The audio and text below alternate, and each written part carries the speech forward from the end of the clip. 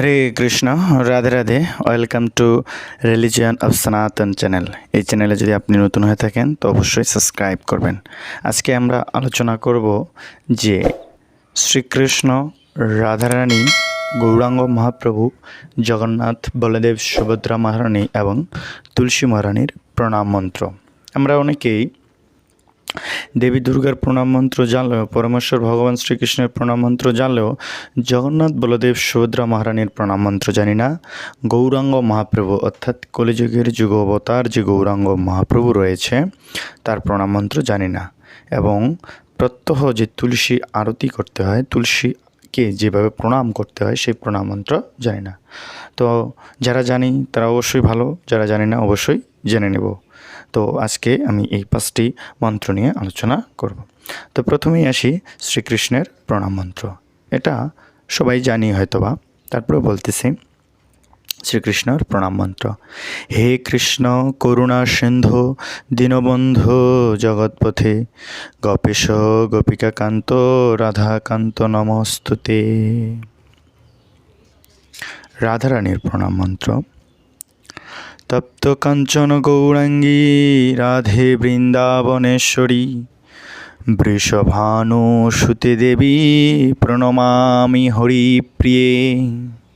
এটা রাধারানীর প্রণাম মন্ত্র। এখন যদি বলি গৌরাঙ্গ মহাপ্রভুর প্রণাম মন্ত্র। নম মহাপদান্নায় কৃষ্ণ প্রেম পদায়তে কৃষ্ণায় কৃষ্ণ চৈতন্য নামনে গৌরতিষ্যে নম। এটা বলে গৌরাঙ্গ মহাপ্রভুকে আমরা প্রণাম করব। এখন আসি জগন্নাথ, বলদেব, সুভদ্রা মহারানীর প্রণাম মন্ত্র। অর্থাৎ আমরা যদি কখনো ইস্কন মন্দিরে যাই, যে প্রত্যেকটা ইস্কন মন্দিরে বেশিরভাগ সময় জগন্নাথ, বলদেব, সুভদ্রা মহারানীকে দেখা যায়। সেই জগন্নাথ অর্থাৎ রথযাত্রা যে আমরা করি, এই রথযাত্রায় রথে যে উপবেশন করে থাকে সেই জগন্নাথ দেবের প্রণাম মন্ত্রটা কি? সেটা হচ্ছে নীলাচল নিবাসায় নিত্যায় পরমাত্মনে বলভদ্র সুভদ্রাভম জগন্নাথায়তে নম। অর্থাৎ এই মন্ত্রটা বলে আমরা জগন্নাথ দেবকে প্রণাম করব।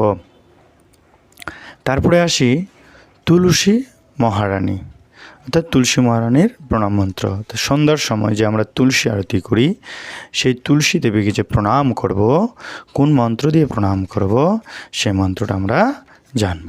সেটা হচ্ছে কি? ওম বৃন্দাবৈ তুলসী দেব্যৈ প্রিয়াঐ কেশবশ চ বিষ্ণু ভক্তি প্রদে দেবী সত্যবত্তায় নম নম। তাহলে এই প্রণাম মন্ত্র দিয়ে আমরা তুলসী দেবীকে প্রণাম করব।